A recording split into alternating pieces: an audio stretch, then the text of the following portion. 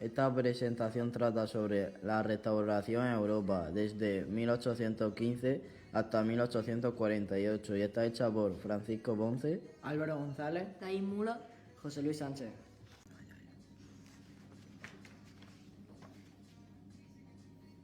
Introducción. El periodo entre el 1815 y 1848 en Europa es una etapa de grandes transformaciones políticas y sociales.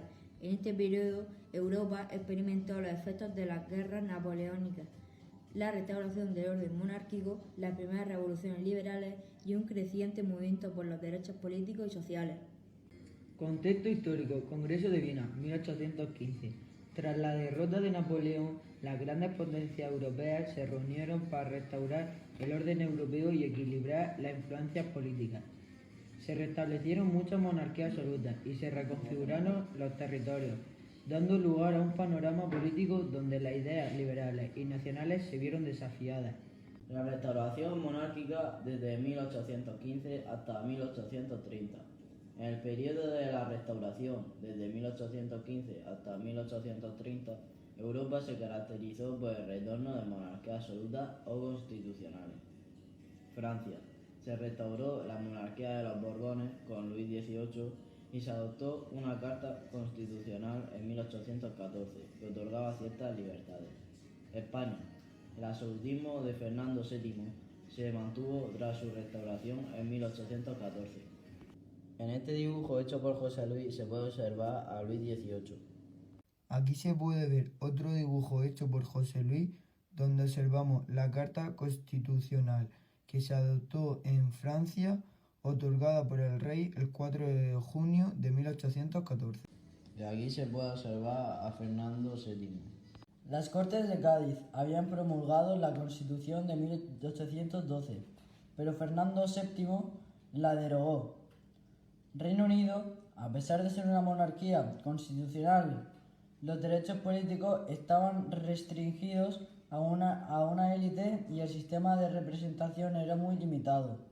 Una figura clave en este proceso fue el canciller austriaco Metternich. Esta es una imagen hecha por José Luis y se puede observar a Metternich. Movimientos liberales y nacionalistas. La lucha por la representación política. Los movimientos liberales pedían mayor representación política a través de la ampliación del sufragio y la limitación de los poderes monárquicos. Nacionalismo. Movimientos como el nacionalismo alemán y el italiano buscaban unificar a las naciones fragmentadas bajo monarquías en nuevos estados-nación. La representación se volvió clave en estos movimientos. Revolución de 1830. En 1830, las tensiones entre el absolutismo y las demandas liberales estallaron en una serie de revoluciones por toda Europa. Francia. La Revolución de Julio de 1830 derrocó a Carlos X y estableció la monarquía de Julio con Luis Felipe I como rey de los franceses, lo que representaba una monarquía constitucional más representativa. Aquí podemos observar un dibujo hecho por José Luis donde vemos a Carlos X.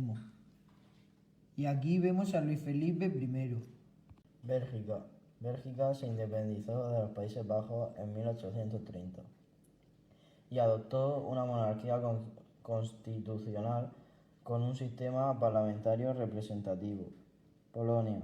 En Polonia, la lucha por la autonomía frente al Imperio ruso se reprimió violentamente. El reformismo en Reino Unido.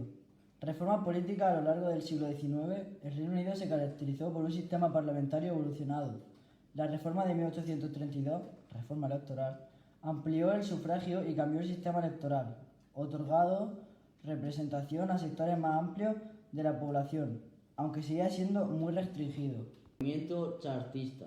A finales de la década de 1830 y principios de 1840, los trabajadores británicos impulsaron el movimiento chartista, pidiendo reformas como el sufragio universal masculino, la eliminación de los distritos electorales desproporcionados y la mejora de las condiciones laborales.